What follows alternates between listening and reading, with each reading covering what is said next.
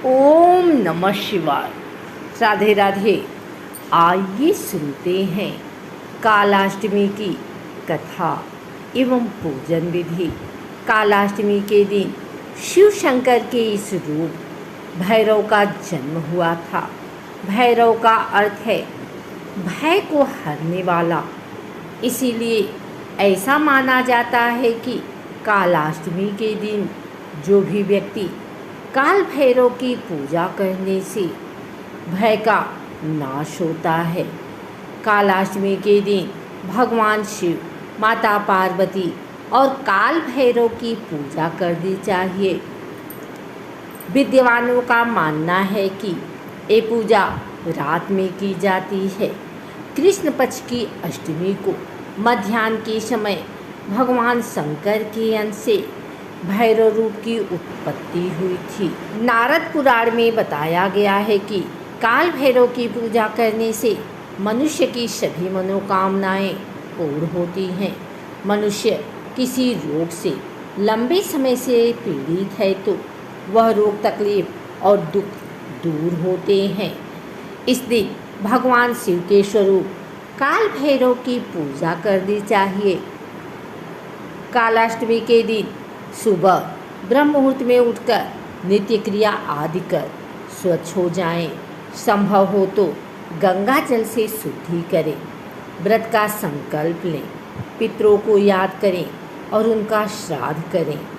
ह्रीम उन्मत्त भैरवाय नमः मंत्र का जाप करें। इसके उपरांत काल भैरव की आराधना करें।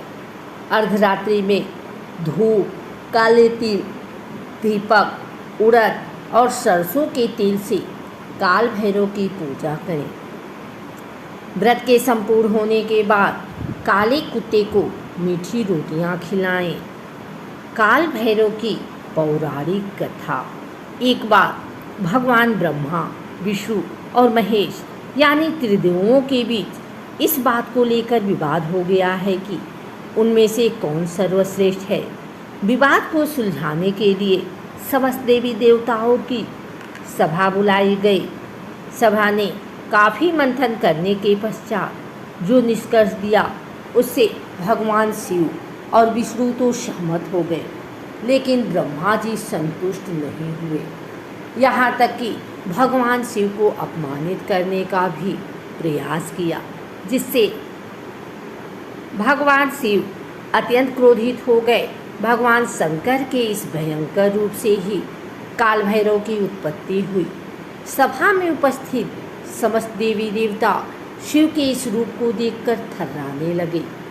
काल भैरव जो कि काले कुत्ते पर सवार होकर हाथों में दंड लिए अवतरित हुए थे, ब्रह्मा जी पर प्रहार कर उनके एक सिर को अलग कर दिया। ब्रह्मा जी के पास अब केवल 4 शीश ही बचे। उन्होंने क्षमा मांगकर काल भैरव के कोप से स्वयं को बचाया।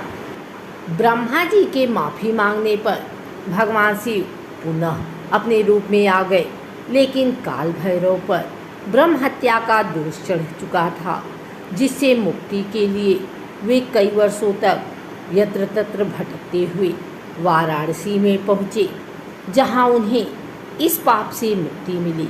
भगवान काल भैरव को महाकालेश्वर दंडाधिपति कहा जाता है। वाराणसी में दंड से मुक्ति मिलने के कारण इन्हें दंडपाणी भी कहा जाता है। अगर आपको हमारी वीडियो अच्छी लगी हो तो इसे लाइक करें, कमेंट करें, शेयर करें। हमारे चैनल को सब्सक्राइब करके बेल नोटिफिकेशन ऑल पर सेट कर लें, ताकि आगे आने वाली वीडियो सबसे पहले आप तक पहुंच सके। धन्यवाद।